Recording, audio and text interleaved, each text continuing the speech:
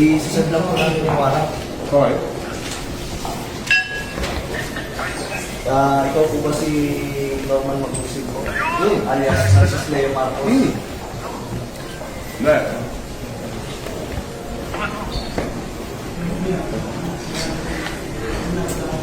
Okay.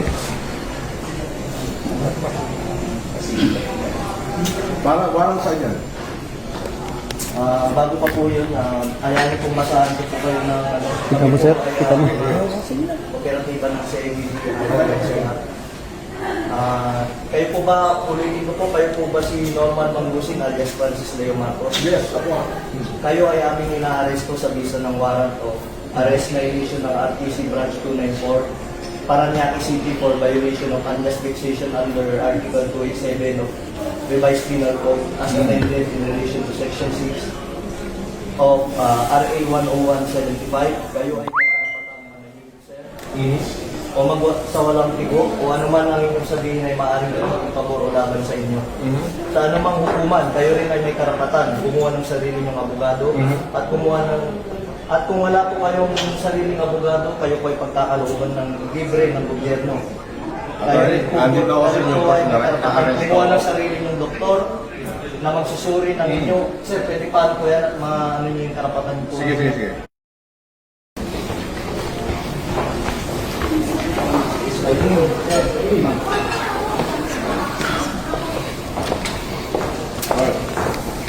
I-send lang po namin yung warrant.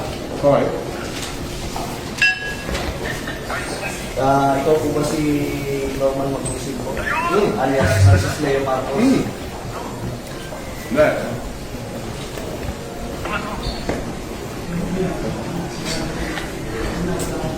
Okay. Parang saan yan?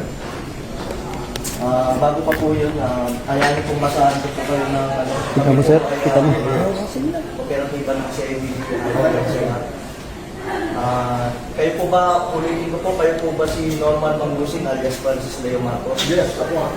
Kayo ay aming ina-arresto sa bisa ng warrant of arrest na issue ng RTC Branch 294 Paranaque City for violation of unjust vexation under Article 287 of Revised Penal Code as amended in relation to Section 6 of RA 10175. Kayo ay may karapatang manahimik, sir. O sa walang tigo o anuman ang inyong sabihin ay maaaring gawin pabor o laban sa inyo. Sa anumang hukuman, kayo rin ay may karapatan kumuha ng sarili ng abogado at kung wala po kayong sariling abogado, kayo po ay pagkakalooban ng libre ng gobyerno. Kayo rin po ay may karapatan kumuha ng sarili ng doktor na magsusuri ng inyo. Sir, pwede paano po yan at ano nyo yung karapatan po? Sige. Kayo rin po ay may karapatan po magpasuri sa sino mang doktor at kung wala po kayong kakayahan ay pagkakalooban po kayo ng libre din po ng gobyerno ng doktor na susuri po sa inyo. Okay. Ito po, naiintindihan niyo po ba ang inyong mga karapatan? Naiintindihan ko. Okay po, kayo po ay isasama po sa amin para po sa inyong... Attorney, Ito po, basahin po. unjust vexation daw sa Paranaque. Hindi ko alam kung sino complainant nito.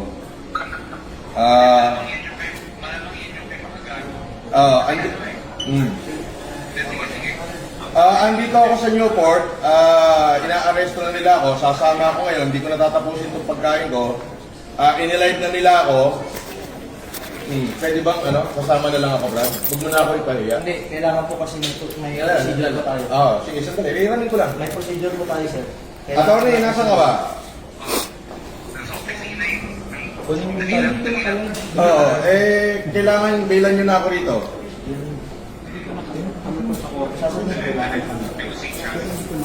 Nang live ko, hindi ko lalabas ng live. Hindi naka-live ko.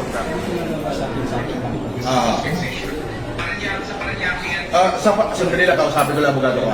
Sa Paranaque, eto, binibidyoan na ako rito. Ewan ko kung may vlogger dito. Lager dito. Andito na. May warrant, 120,000 yung bill, 12 counts of unjust vexation. Ano?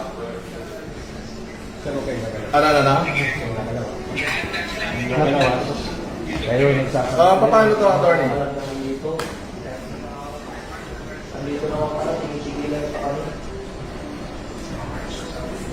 Oo. Tapos, Pwede po kayong kasuhan ng ano ha, Obstruction. justice ha. sige, please. Sasabihin nyo, hindi nyo pa alam. Ginagawa lang kami mag-video, pero pwede pa lang mag-vlog. Pwede ba yun? Bawal ka sa... Sir, sino daw pwede contact person dito? Sa pag-ibis naman sir. Sir, sa CIDG-NCR na lang, sir, sa Camp Crame.